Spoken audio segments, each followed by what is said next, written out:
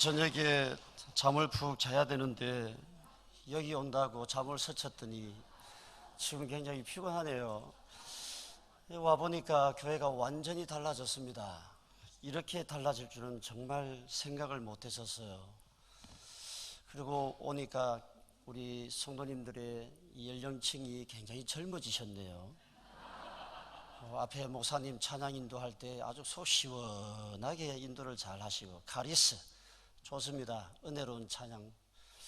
이 찬양대가 제가 있을 때는 청년들이 여기서 서서 했었는데 그때 힘이 별로 없었거든요. 근데 오늘 보니까 힘이 아주 넘칩니다. 참, 여기 바이올린도 없었는데 있고, 아시는 분들도 있고 또 처음 보신 분들도 있는 것 같은데, 마산에 있으면서도 제가 마산이 아니죠, 함양에 있으면서도 이 마산 동부교회 성장에 대해서 신문을 통해서 제가 쭉 보고 왔습니다. 이렇게 좋은 곳에서 힘차게 은혜롭게 그렇게 신앙생활 하시는 우리 성도님들이 참 복이 있다, 이렇게 생각을 해봅니다. 저는 2004년도 4월 12일 날 우리 마산 동부교회에서 목사 안수를 받았습니다. 그때 저는 목사 안수를 못 받을 줄 알았어요. 박우만 목사님께서 몸이 안 좋으셔가지고 갑자기 조기 은퇴하시는 바람에 담임 목사님이 안 계시면 어떻게 하나, 나는 목사 받으려고 왔는데 안수 받아야 되는데 하면서 참 많이 조바심을 가지고 있었던 그런 적도 있었습니다. 여기 뒤에 사택 2층에 있었거든요. 지금 아직 안 뜯으셨네요. 2층에 있으면은 여러분들 마산은 바다를 끼고 있어서 바퀴벌레가 큽니다. 바퀴벌레가 보통 큰 게 아니에요. 그래서 저희 집사람은 아침에 일어나면은 또는 저녁에 엄마야 하고 소리를 막 질러요. 그럼 뭐야 하고 가보면 바퀴벌레가 뭐만 한지 뭐라고 표현해야 될지 모르겠어요. 하여튼 잠자리보다 더 큰 그런 바퀴벌레가 아주 위험 있게 이렇게 걸어가는 모습을 보면서 참 그게 추억이 있었죠. 아침에 일어나면은 지저귀는 참새 소리와 함께 따스한 햇빛이 창문을 향해서 들어오는 참 그 좋은 그런 사택에서 추억이 있습니다. 그때 앞에 여기 사셨던 그 집사님 할머니가 계셨는데 저도 강아지를 키웠었거든요. 일명 똥개였는데 그 당시만 해도 개를 잡아가지고 보신하는 시대였거든요. 14년 전이니까 저거 잘 키워서 우리 남성교회 나중에 보신이나 해드려야 되겠다, 이런 생각은 조금은 했었는데 내 손으로는 그건 도저히 먹을 수 없는 그런 거였고, 그때 앞에 있던 우리 집사님, 할머니 집사님이 우리 개가 까분다고 해서 몽둥이로 다리를 부러뜨려가지고 개가 참 많이 힘들어했던 적이 있어요. 저는 여기에 있을 때에 제가 교통사고를 당했었어요. 가만히 있는데요, 양덕동 앞에 있을 때에 웬 차가 나를 들어박아가지고 이 두통이 굉장히 심했었습니다. 병원에 가도 안 되고 주사를 놓으면은 일시적이고 날씨가 추우면은 교인들 모르게 살짝 집에 들어가가지고 사택에 들어가서 물구나무 서기 하고 머리를 벽에다가 막 들어박기도 하고 해도 고쳐지지가 않는 거였어요. 근데 손봉훈 집사님이지 싶은데 맞습니까? 예, 제가 손봉훈 집사님 지금 살아 계셔요? 그러세요. 제가 그렇게 힘들고 어려울 때에 손 집사님께서 저녁 9시 반쯤 돼서 사택의 문을 두들겼어요. 그래서 제가 누군가 하고 이렇게 문을 여니까 아무도 안 보여요. 왜냐하면 할머니니까 그냥 이렇게 그 문 밑에 이렇게 앉아 계시는 거예요. 그게 서 계시는 거였는데, 그래서 아이고 집사님 어서 오세요, 어쩐 일이세요? 그러니까 전도사님, 그때는 전도사였죠. 전도사님이 너무 힘들어하는 것 같아서 기도하러 왔습니다 라고 하시더라고요. 그때만 해도 저는 손봉훈 집사님이 은사가 있는 줄 몰랐었어요. 아마 그런 치유의 은사가 아마 여기에 계보로서 남아서 여기에서도 치유하시는 분들이 있을 거라고 저는 믿습니다. 집사님이 올라오셔서 저하고 한참 얘기를 했어요. 그래도 내가 전도사인데, 전도사 아무것도 아니잖아요. 전도사 아무것도 아니잖아요. 나 지금 담임 목사인데도 나는 아무것도 아니다, 이렇게 늘 얘기해요. 난 아무것도 아니에요. 주님만 높으시고 하나님 말씀만 능력이 있고 성령님만 역사하시면 됩니다. 이 주님만 나타나시면 좋겠다라고 하는 목회자 중에 한 사람인데, 그 당시만 해도 굉장히 철이 없었고 교만을 했겠죠. 뭐 기도하러 온다고, 기도해 준다고 하시길래 뭐 어떤 분이신가 하고 제가 검증을 하기 위해서 대화를 한참 많이 나누었었어요. 그런데 기도해도 괜찮겠구나, 이런 마음을 먹고 기도해 주세요 그랬어요. 그리고 집사님이 저한테 묻는 거예요. 전도사님 믿습니까? 하고 묻더라고요. 기도해 주시면서 저한테 믿습니까? 하고 물어요. 그래서 속으로 약간은 좀 의심은 가지만 그래도 믿습니다 해야 되잖아요. 거기서 안 믿어요 그러면 안 되니까, 예, 믿습니다 하고 기도를 했는데, 집사님이 기도하실 때에 저한테 뭐 손을 댄다든지 그런 것이 없었어요. 조용히 그냥 기도만 하셨어요. 그리고 저는 아멘 하고 그 다음날 잠자고 있었는데 2018년도 지금 이 순간까지 머리가 아프시려나요? 그래서 마산 동부교회에서 제가 이런 치유의 하나님의 은혜를 받은 곳이기 때문에 너무 감사한 겁니다. 목회자가 이런 경험이 없으면 기도해 줄 때에 의심이 생기잖아요.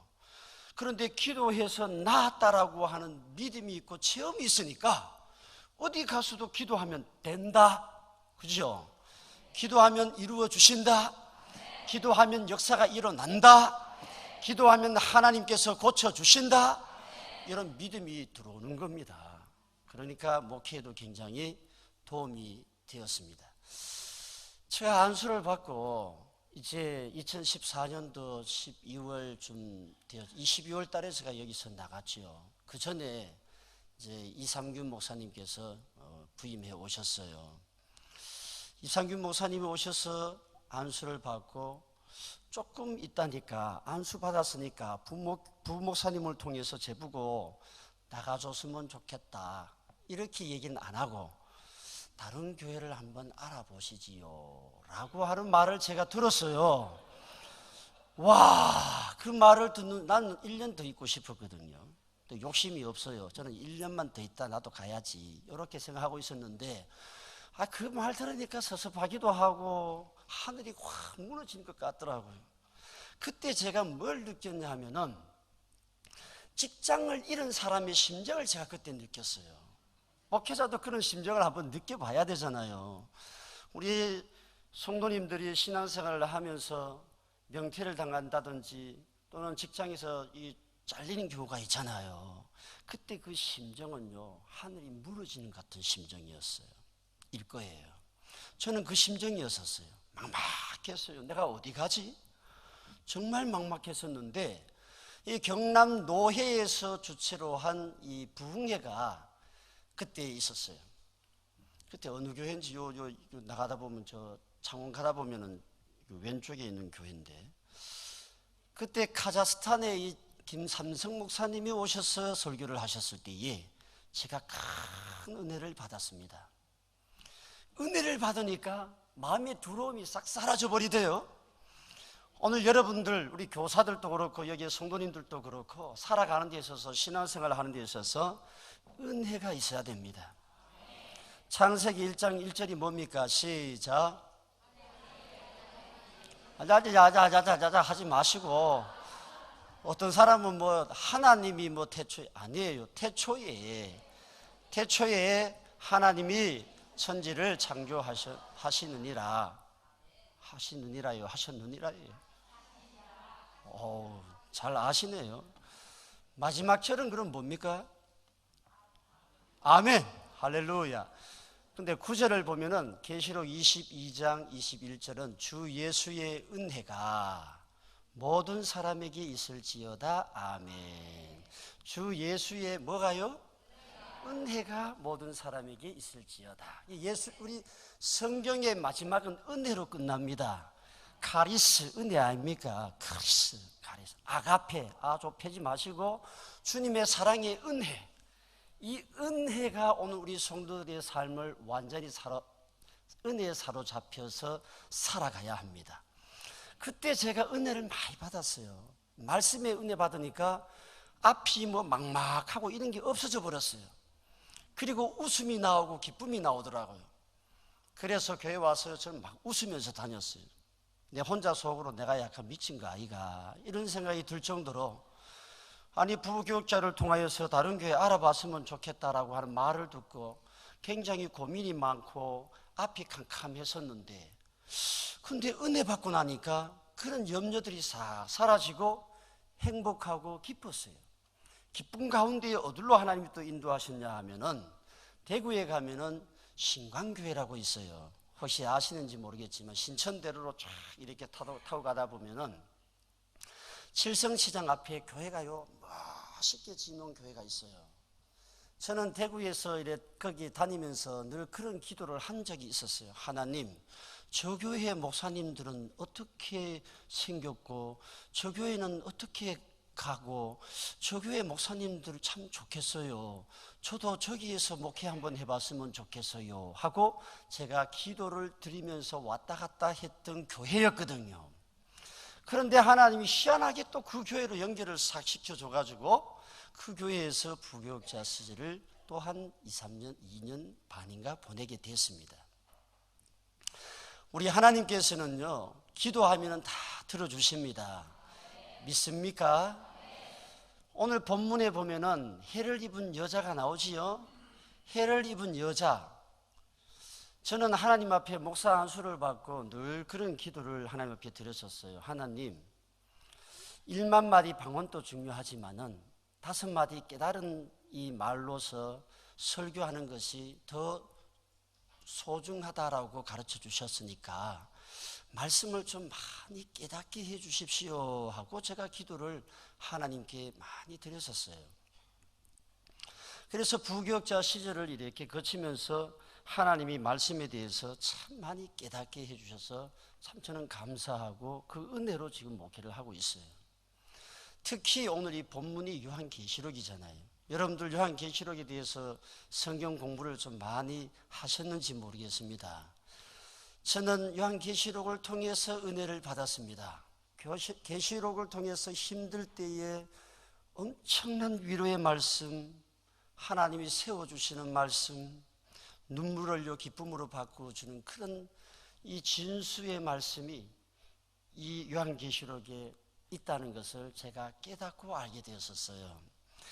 이단들이 하도 판을 쳐가지고 계시록만 얘기하면 사람들은 선입견을 가지잖아요. 근데 요한계시록은 참 정말 깊은 메시지가 많이 숨어 있습니다. 오늘 해를 입은 여자 하면 여러분 문자적으로 이렇게 얘기하면 뭔 말인지 하나도 모르잖아요. 이걸 쫙 풀면요 너무 은혜롭고 우리가 신앙생활하는 데 힘을 줍니다. 그래서 요한계시록을 사실은 제가 좀 많이 했어요. 한 3년 동안 깊이 빠진 적이 있어요. 왜? 하나님 말씀을 깨달아야 목회를 할 수 있으니까 하나님 은혜를 주세요. 랄랄랄라도 하지 말고, 랄랄랄라도 좋고 뭐 다 좋은데 하나님 저는 말씀 목회를 하고 싶습니다. 말씀을 깨닫게 해주십시오 하고 이 성경 이 계시록을 제가 한 3년을 반나절로 파헤친 적이 있어요. 그러니까 이 요한계시록이 얼마나 어려운지 참 힘들대요. 힘들기는 한 6개월 7개월까지 할 때도 뭐가 뭔 소리인지 하나도 모르겠더라고요. 목사가 됐는데도 불구하고 계시록의 말씀을 보니까 이 계시록의 말씀이나 요한 1서나 요한복음이나 다 똑같은 요한이 저자잖아요.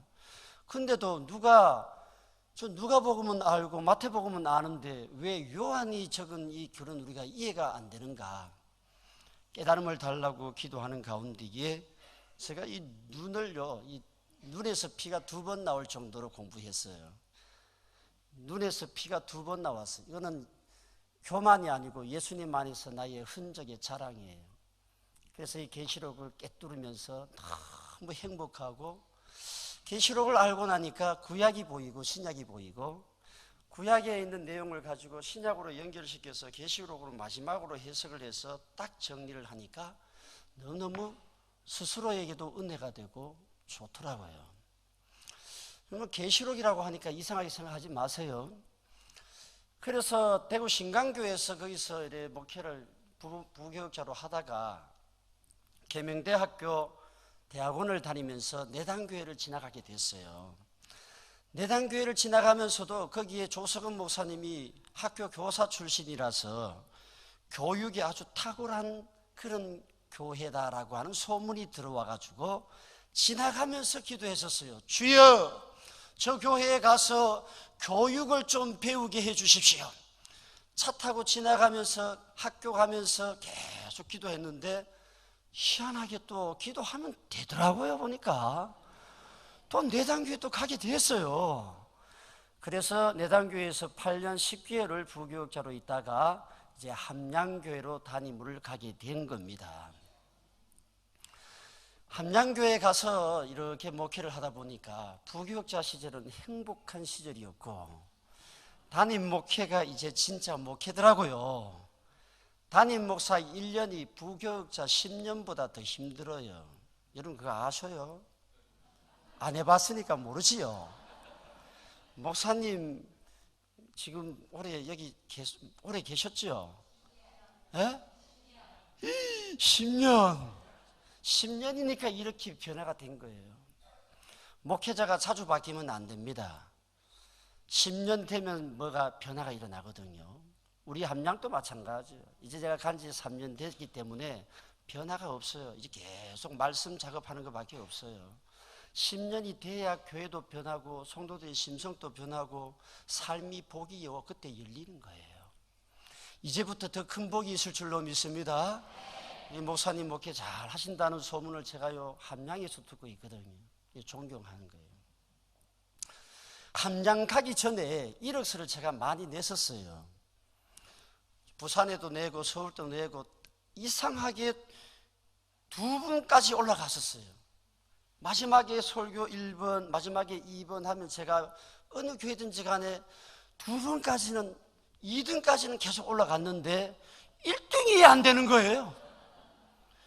그리고 안 되고 왜 안 되지? 담임은 가고 싶은데 하나님께서 이제 말씀을 준비했으니까 이제는 나가서 목회를 하면 될 것 같습니다. 보내주십시오. 기도했는데 4년이 됐는데도 안 되는 거예요. 담임 가기가 그만큼 힘들어요. 담임 목회 기도하고 준비하고 4년 만에 갔으니까. 그런데 왜 1번, 2번 가는 곳마다 2번에서 2등으로 계속 떨어졌느냐 하고 생각해 보니까 내가 조사를 해봤어요. 이거 왜 안 되는가 싶어서 조사해 보니까 제가 같이 붙었던 목사님들이 다 연세대 출신이었어요. 성도들이 연세대 출신을 좋아하대요. 고려대 출신 좋아하고 서울대 출신 좋아하고 성경 박사를 좋아해야 되는데 학교 출신 보고 다 뽑더라고요. 그래서 나도 안 되겠다. 열받아 가지고 내가 어디 갔냐 하면 장신대 박사를 들어간 거예요. 그때 장신대 박사 내가 열받아서 들어갔어요. 그리고 박사들을 내가 박살 내려고 들어갔었어요. 내가 박사가 아닌데 박사를 못 내잖아요. 박사가 되면은 박사가 아무것도 아니다. 하나님 말씀에 붙들림 받지 아니하면은, 그리고 목회자가 기도와 말씀에 전무하지 아니하고 성도들을 목숨처럼 사랑하면서 목회를 그렇게 하지 아니하면 박사 2개, 3개 있어도 아무것도 아니다. 이제는 제가 말할 수가 있는 거예요. 목사님 우리 자녀도 막 박사 졸업했습니까? 전공이 뭡니까? 장신대에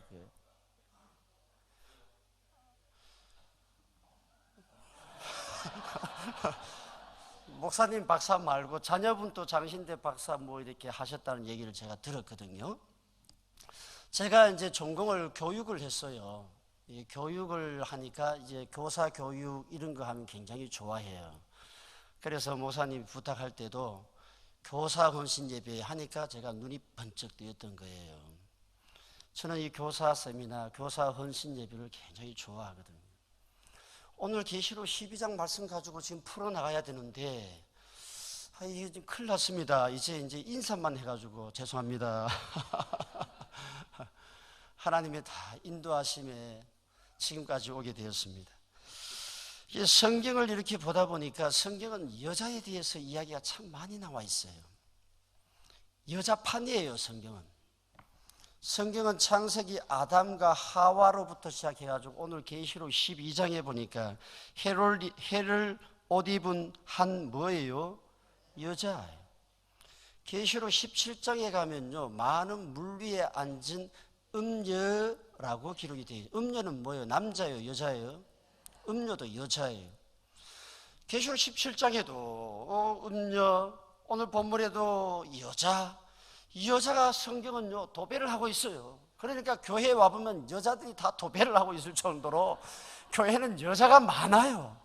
남자들은 힘을 못 써요.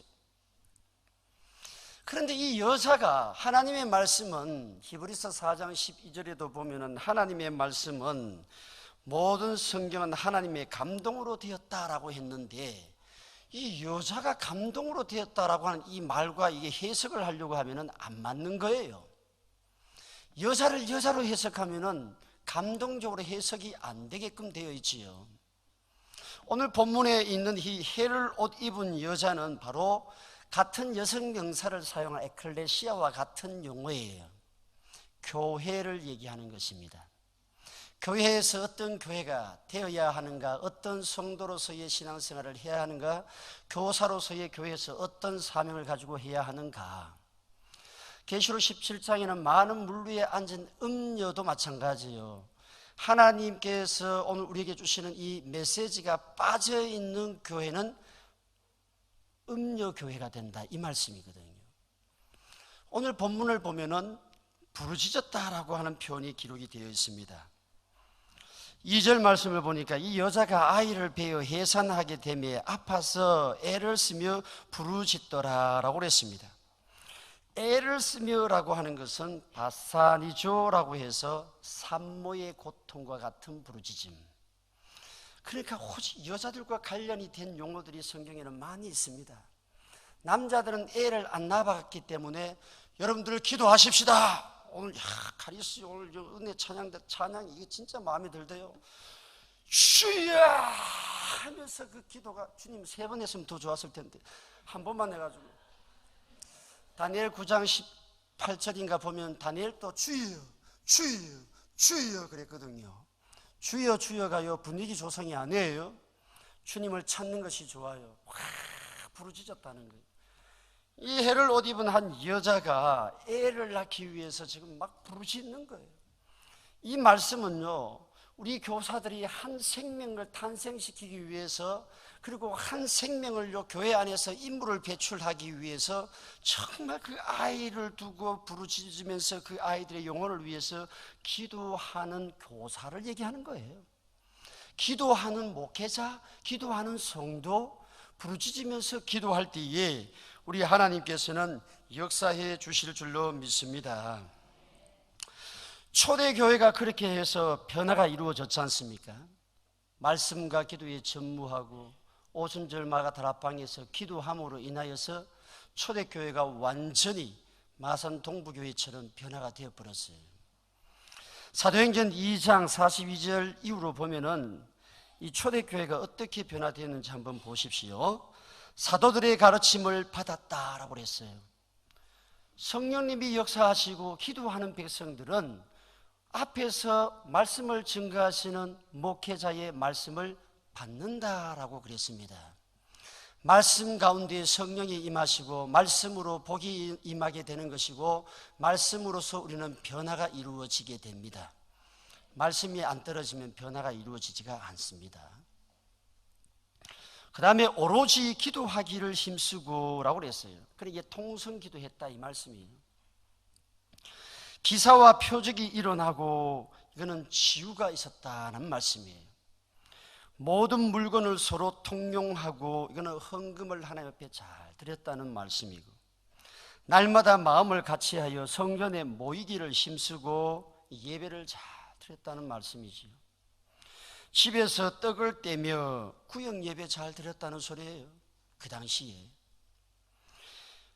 기쁨과 순전한 마음으로 음식을 먹고, 이게 친교예요. 서로 음식을 떼면서 오늘 점심 식사 하셨지요? 여기는 공짜로 먹습니까? 돈 내고 먹습니까? 공짜입니까? 진짜 와서 먹을 걸. 그 다음에 하나님을 찬미하며 라고 했잖아요. 찬양이 있었다는 거예요. 오늘 찬양은, 카리스 찬양은 참 탁월하대요. 정말 탁월합니다. 은혜 많이 받으십시오. 이렇게 찬양 잘하는 데가 드물어요. 사회자는 멘트가 좀 많으면 안 되는데 그게 조금 미안합니다, 전 목사님. 찬양은 참 은혜롭고 좋았어요. 좋았어요. 감사합니다. 은혜 받았습니다. 구원받은 사람을 날마다 더하게 하시니라. 인물 배출을 많이 하고 교회가 성장하게 되었다. 우리 마상 동부교회가 부르짖음으로 인하였어. 해를 옷 입은 이 한 여자가 아이를 낳기 위해서, 새 생명을 탄생하기 위해서, 새 신자가 새로운 하나님의 사람으로 거듭나기 위해서 부르짖으면서 양성하는 교회가 되시기를 주님의 이름으로 축복합니다. 두 번째는요, 그래서 제가 조금 이렇게 잘라서 말씀을 드릴게요. 6절 말씀을 보십시오. 그 여자가 광야로 도망하였다라고 그랬습니다. 모세는 이 광야에서 하나님의 율법의 말씀을 받았지요.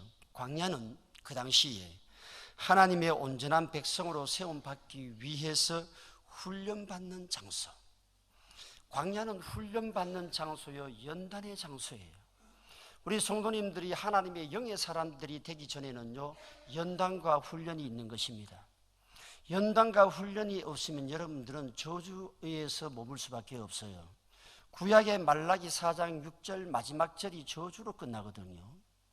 그런데 예수님께서 이 땅에 오심으로 인해서 저주는 싹 십자가에서 그냥 완전히 못 박아 버리시고, 예수님이 오셔서 계시록 22장 21절을 향해서 주 예수의 은혜가 모든 사람에게 있을 것이다 라고 하셨던 그 은혜의 삶 가운데 우리에게 남은 것은 연단밖에 없는 거예요.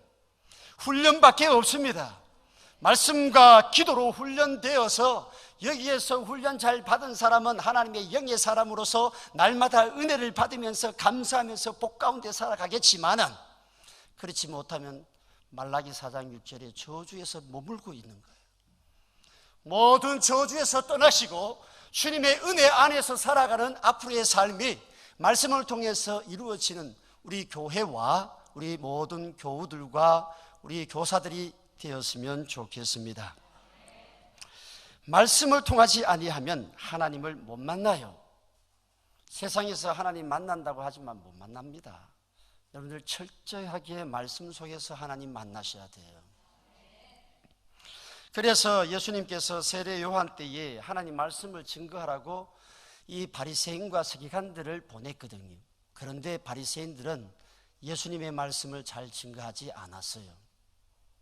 자기들의 전통을 증거하고 윤리 도덕을 증거하고 외식을 증거하였잖아요. 그래서 예수님이 이놈들 놔둬서는 안 되겠구나. 그래서 하 있을진저 하고 책망하고 예수님이요 12제자를 삼으신 거예요. 그래서 그 12제자들이 이제 하늘의 건설한 능력을 받고 마태복음 10장에서 성도들에게 치유의 은사와 귀신을 쫓아내는 능력과 하늘의 천국의 복음과 그리고 가정에 들어가서 평안을 빌어주라라고 하는 이 말씀을 들고 목회를 하게 된 겁니다. 우리 모두에게 광야에서 모세가 받고, 광야는 오늘날로 말하면 교회거든요. 이 교회에서 모세가 말씀을 받고 사역을 하였던 것처럼 하나님의 말씀을 통하여서 우리 모든 성도님들이 풍성해지는 그런 은혜가 앞으로 계속 나타나게 되기를 원합니다. 마지막입니다. 이거는 더 짧게 말씀드리겠습니다. 14절을 보시면은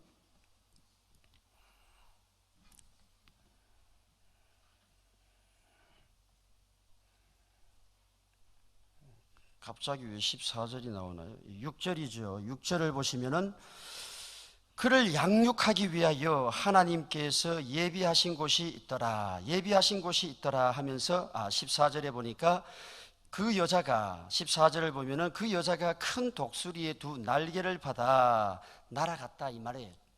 독수리의 날개를 이게 끼고 날아갔다라고 하는 말씀은 출애굽기 19장 4절에 보니까 내가 어떻게 독수리 날개로 너희를 업어 내게로 인도하였음을 너희가 보았느니라. 하나님의 인도하심을 받는 내용을 독수리로 상징하여서 우리에게 가르쳐주고 있는데, 이 독수리는 성령님을 상징하고 있는 것입니다. 계시록 4장에 보면 독수리 같은 영이 있거든요. 오늘 이 독수리가 자기 새끼를 품고 공중을 날아가면서 인도하면서 날아가는 그 모습처럼 앞으로 저희들도 이 장래를 우리는 잘 몰라요. 미래를 알고 사는 사람이 없잖아요. 그 미래를 우리가 펼쳐나가고 또 하나님이 우리에게 주시는 희망을 향해서 나아가고 하나님이 우리에게 주시는 사랑을 우리가 받으면서 천국까지 가야 되는데, 거기까지 가야 할 때에 저희들은 부족하고 연약하지만 성령님의 인도하심을 받고 가야 할 것을 독수리의 날개로 업어서 우리를 인도하시는 것을 오늘 이 본문을 통해서 가르쳐주고 있는 말씀입니다. 오늘 우리 개개인 한 사람 한 사람과 우리 교회 위에 우리 성령님께서 인도해 주실 줄로 믿습니다. 끝까지 함께 하셔서 큰 은혜와 복이 앞으로도 세세토록 넘치기를 주님의 이름으로 축복합니다.